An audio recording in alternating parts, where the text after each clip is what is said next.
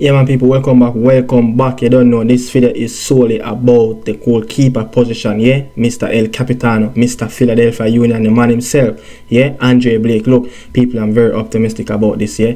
I'm not the one that going into this game with a low energy. I'm going to this game high spirit. It doesn't matter if we go into that game and lose. I'm going to mad, I'm going to upset, but at the end of the day, you don't know, it's all about win, lose or draw, you know, in this sports, the game that we love, football. Yeah, so not every time we're going to celebrate a win, not every time we're going to celebrate, you know, getting positive results that were needed. But look, going into this game, semi-final, it's a massive one. It's going to be a massive, and I wasn't expecting, you know, this game to be harder on paper. Now that we have lost around 5 players, you know, because around 4 to 5 players because of suspension and injury, you know, and all of that, you know, so it's going to be a massive call for the Reggae Boys to get something, but I'm positive, you know, that we can get it. We have the squad that can pick something from this game, but it's up to the coach and how he's going to utilize his system and how he's going to utilize these sets of players,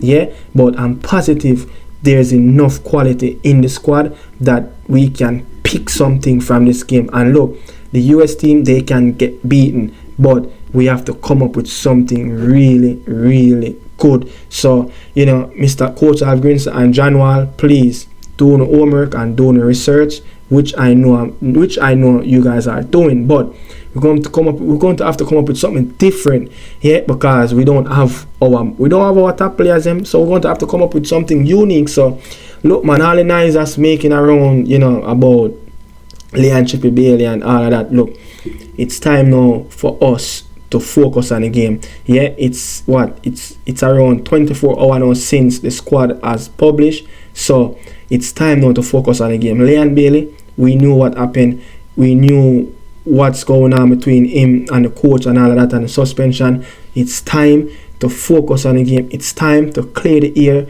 so the players can feel a little bit more comfortable. Remember, after this weekend, the players are going to touch on base. And another thing that I saw, the coach was talking about, you know, the players will travel to Texas and will get there. Most of the players will get there on Monday, and they will have a practice session on Tuesday and Wednesday. Look, most of the players going to play their games on Saturday.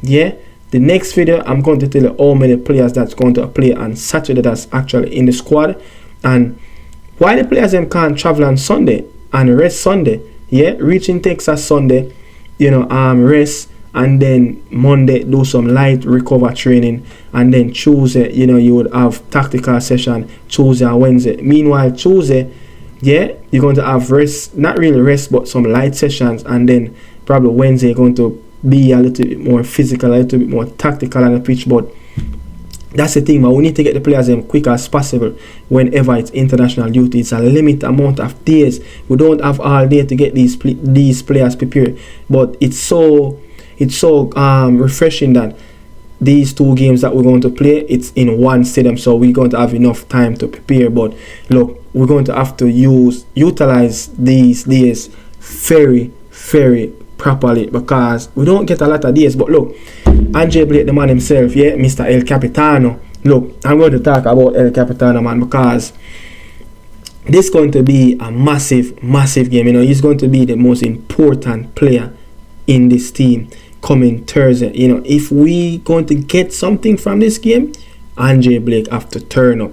Yeah, more likely Andre Blake him have to turn up for this game, which I know, as always, Blakey always makes some remarkable save. Remember those saves that he made in the first half at BMO Field against Toronto? Remember that? I don't know if you guys remember, but who was watching that game?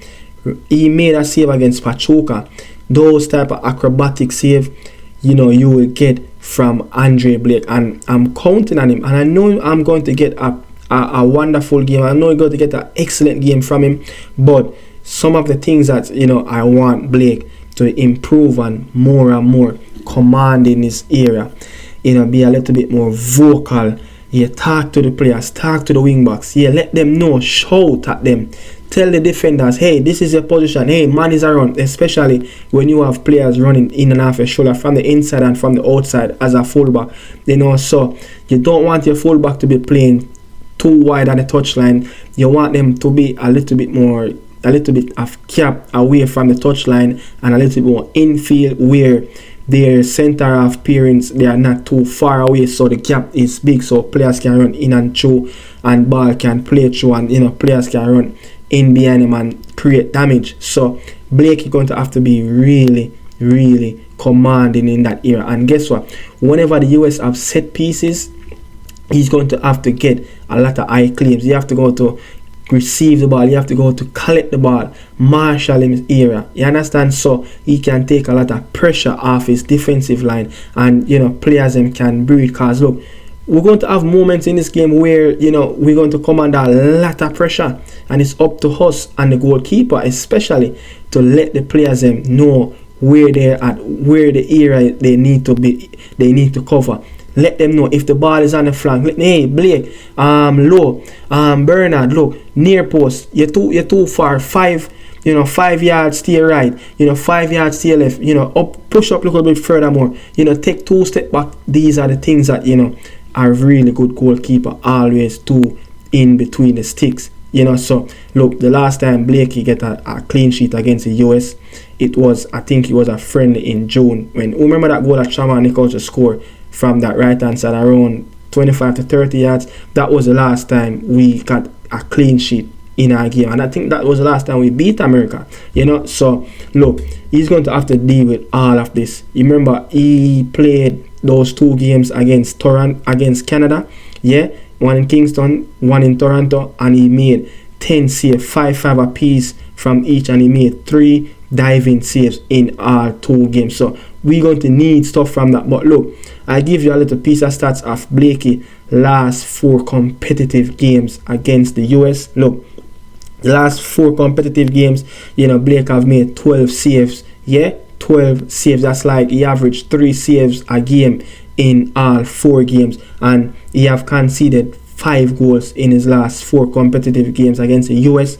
And accurate passing, short passing, he's going to improve a lot on that, especially when we passing out the ball, when we coming under pressure, when to kick the ball long, when to go short, how to start the attack, make a quick start, make a transition play. And accuracy of passing, in the last 4 games he have made 59 out of 125. That's 47%.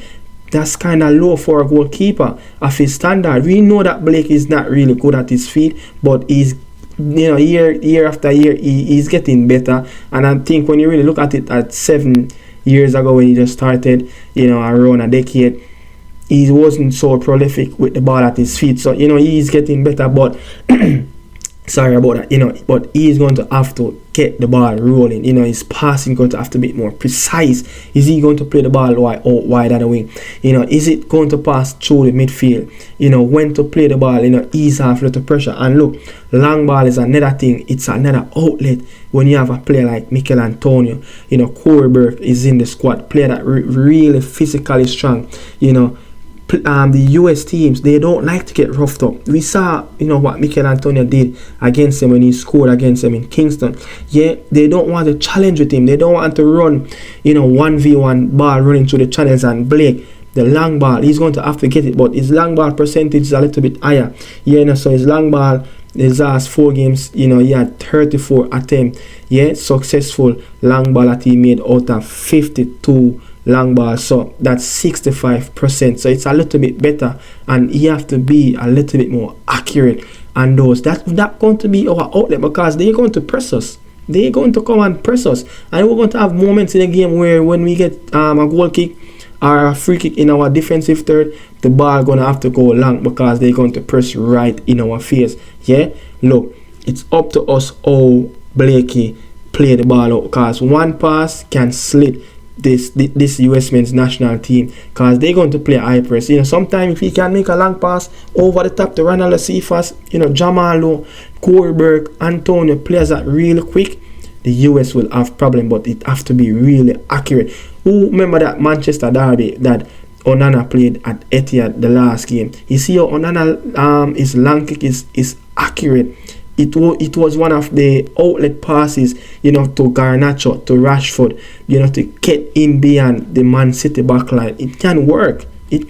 And another thing, command in his era, collecting balls. I said it. I just said it. It's eye claims. So in his last 4 games, he had 5 eye claims that he made. He come and collect in the last 4 games. So he's going to need to collect more ball. That's what he needs to be collecting a game. Yeah. So Blake going to have to be a little bit more brave and get out of his shell. Get beat up, get your body in position. Look.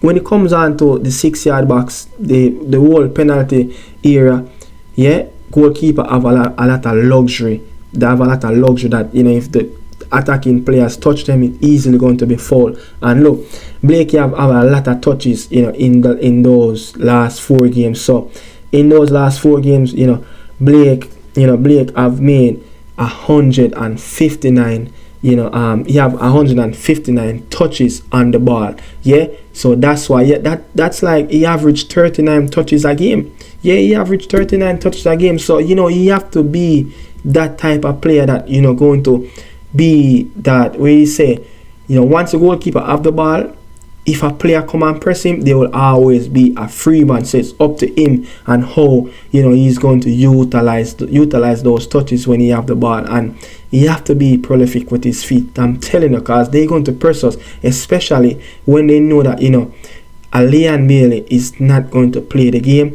They will have more, they will have more confidence of press the Reggae Boys, knowing that, if they press to maybe a Leon Bailey or Demarai Gray, someone can run in behind who have really 1v1 skill set, can be a defender any given time. So things like that Blake is going to have to do. And I know that Blake going to make some prolific save, but it's the other things.